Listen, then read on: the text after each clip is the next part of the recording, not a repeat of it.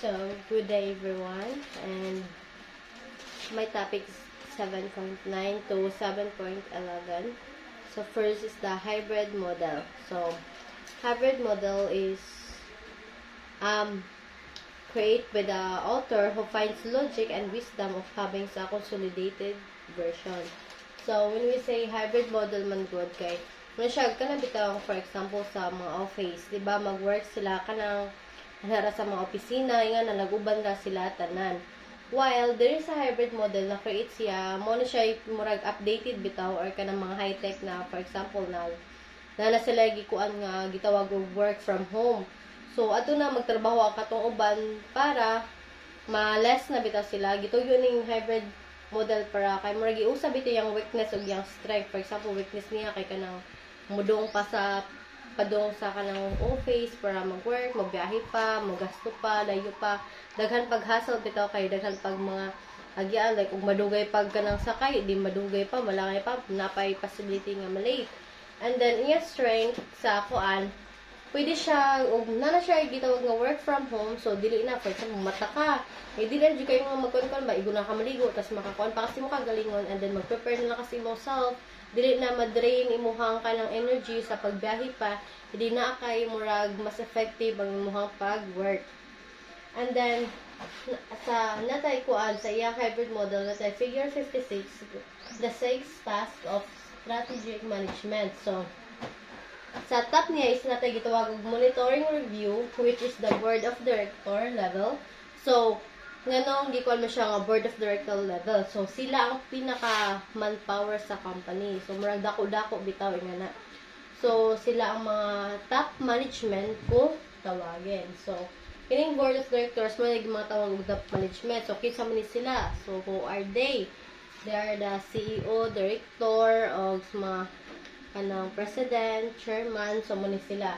And the next is the monitoring review operating, which is the operating officers level. So kanang kuan sila ang mga usually gitawag sila og mga middle management, which is the manager, supervisor man sila.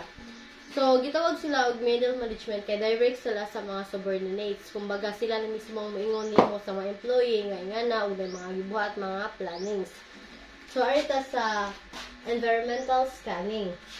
So sa environmental scanning, no siya katong dili ka mag-identify sa problem, like ikuan nimo kung sa may problema sa company or sa mga problema sa surrounding sa, for example, environmental. So nabitay ito'y pandemic, di ba, nakako siya sa ato ang kanang na sa ato ang lugar ingana, and then na siya dapat mo next is nag-develop siya strategic vision and mission. So nag-consider nga maghunahuna ka kanang naay na kay mga nakuan nga, for example dili bitaw sa environmental scanning, di ba, na ay problem nga pandemic, then imuhang kanang negosyo is dine-in bitaw nga mga restaurant. So there is a developing strategic vision mission, magpait ka og unsaon nimo imong alam na kay murag mga kuan ba na kay mga paraan nimo kung aron maka-experience yapon imong mga customer og mga kanang good nga service og sa mga kaon gyapon sa ilang comfort food, mo nang mag-develop ko strategy kanang unsaon nimo pag-deliver ang imong mga kanang pagkaon in different setup nga dili nam kinahanglan og dine-in. So next is setting strategic objectives. So magkuan na din ka kisa man imong mga prospect na customers or outside mo market, like for example like kisa may imong mga target bitaw mo siya yung mga pasabot ani. And the next is crafting strategies. So when we say crafting strategies, ito yung mga style na gagawin mo kung through social media ba, advertising, or leaflets. So when we say leaflets bitaw kana bitaw ipanghatag ra mga papel.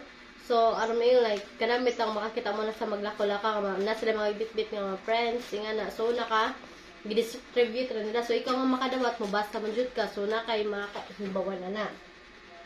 So there is a strategy execution no siya kung paano mo i-apply yung style na ginawa mo, for example sa leaflets, diba, or sa advertisement, diba, nakalagay doon yung paano ka ma-reach, mo lang ipangbutang dito ang imong mga numbers, imuhang ka nang naay unsay paagi sa ilahang ka ng places, and then dito din murag na distribute na og kisay example sa inyong business na lahi ang mag-print, lahi ang mag-distribute. So once nga na mo order niyo, lahi ang ma-receive sa calls, lahi pud ang magmando sa mga buhaton o lahi ang mag-prepare, then lahi pud ang mag-deliver. So na-execute na ang ilahang mga buhatonon. And then next is the strategy evaluation, monitoring, and revision. So, diri, muna siya, ari na magawas tong kuan, katong QC, QI, o QA. So, yung mga quality management system. So, when we see QC, muna siya ang quality control. Yeah, QI kay quality improvement, and ang QA kay quality assurance. So, nandun nakasama o bilang yung mga tinatawag nating trial or error. So, diba, for example, dili po na-appeal itong kuan, kitong 4A's, bitaw katong expand, extend, exit, o enhance. So, dili na po siya nasulod. So, di ba, na-diri na belong tong trial and error. So, which means, kana bitaw kuan, for example, na kay on the go process, inga na. Tapos, na-siya ka na murag trial and error ba? So, imo din siyang ikuan, need kag mag-improve ka sa imong mga kuan, nakakita ka na sayop. So, need mong i-improve, i-revision, o mag-eliminate ka sa mga dili kinahanglan or sa mga sayop, nga na. And then, muna siya sa kananay. Kuan na, so, mong gitawag siya two-way feedback operational level. Tungod kay, when you say operational kanang level, mo siya ongoing process na. So, diri kanang mong gitawag siya two-way feedback kay from the last strategy, gikan diri sa strategy, evaluation, monitoring, revision. Once, di ba, nag-eliminate na ka, nag-revise na ka sa imuhang mga angay nga ka ng mga importante na, mo balik ka sa kuan. Kasi, di ba, for example, pagtanaw ni mo, kita ka sa, di ba, na arrow diri talong diri. So, when we say nga naka-revise na ka diri or na naka-eliminate, mo balik ka sa kinunhan, mag-scanning ka, yun na, mananaw or diri sayop, na puy arrow diri kay once nga, diri kintay ka dapita na sayop, or diri or diri. So, mo na tawag siyang ingana.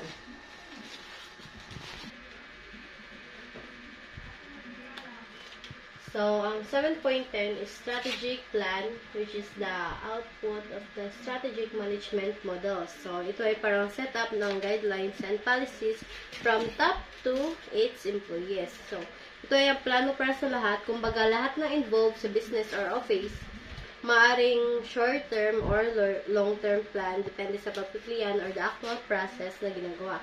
Like, mag-plan ka from short-term and then good yung yung parang his result. So, pwede kang diretso na ka sa long term.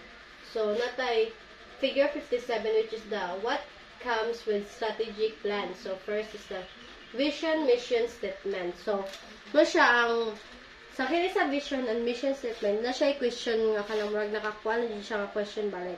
Why does your company exist? Nga na. So, unsa may purpose, ganun exist mo na imong company, mo na siya diri na mo sulod. And it's a strategic objectives, mo na siya katong mga target prospects, revenue, sa imong market, customer satisfaction. And then sa strategies ka, ang imong mga kuan, like, mahusay na paraan na yung mga diskarte mo, ganun. And then, strategy implementation or execution plan, daily operations mo na yung mga nagtitake na ng order, tapos may mga nanay mga klase-klase katong gingon sa diri sa execution, hilahi na ang nagbuhat. And then last is the monitoring or evaluation and taking corrective action. So, mo siya katong QC, QI, and QA. Nga katong mag-revise na ka, mag-eliminate na ka, and then katong na ay nasulod na dito ang 4A's na nagdala. So, next, ang kuan. Sumpay na ni sila sa katong figure 57. So, natay figure 58, which is the operating or the operationating the strategic plan. So, first, ang mission. So, kabaw naman dito sa mission, di ba? Then, down ani kay ang vision. Down niya is ang strategic objectives and then functional strategies or objectives. So, sa functional strategies or objectives, na belong ang kaning admin or finance. Mo siya katunay kuan the manpower or siya ang nagkuan sa cash flow. And then, diri sa kanang marketing, style mo kung paano mo mata-target ang customer mo. So, depende na, like through advertisement, ganun, di ba, mag-market na ka sa imong product. And then, sa operations na, diri na katong mga ongoing process na from gathering orders to delivering. Gather ka nga na. And then there is sa last, which is the research. Dito yung trial and error na. So parang, di ba katunay gikuan nga 4A, so dire, di ba, nanay mga operational nga. So makakuha na kag unsa may mga nindot or asay mga dili, o so asay mga angay nimong i-exit and imong i-enhance. Then katong sa kuan na as in nasudon jud nung upat katong gikan sa expand hangtod sa enhance and tactical or operational activities. So overall, ani nila, kayo tanan, dapat mag-uban dyan sila. And then, para sa malipay ang mga employee, kanang mga top management, gikan sa kahinahunhan akong gidiscuss, maghatag sila og mga pahalipay, for example, may mga bonus, inga na bitaw ang mga award, para ang mga kanipong mga kuan ani mga trabahante ani mga staff is magkugipod sila sa ilahang kanang nay trabaho. So, lastly, 7.11, so siya ang itawag short, medium, and long-term plan. So, when we say short plan, mo siya ka ng kuan. Paano siya ka ng less than 1 year. Ana. Then, ang medium kay 1 to 3 years. And then, when we say long-term plan, kay mo siyang 3 to 5 or more years. So, ang kuan siya, ang definition na niya is short-term. Short term, gikan ka siya short term, kana na ay kuan, once nga for example, nag-planning ka, nga kana na ay like nga ni siguro susulod sa ani mga tama lang guro kung unong kabuan ug naabay ka ng pag-usab sa imong kuan, nabay paglambo sa imong business.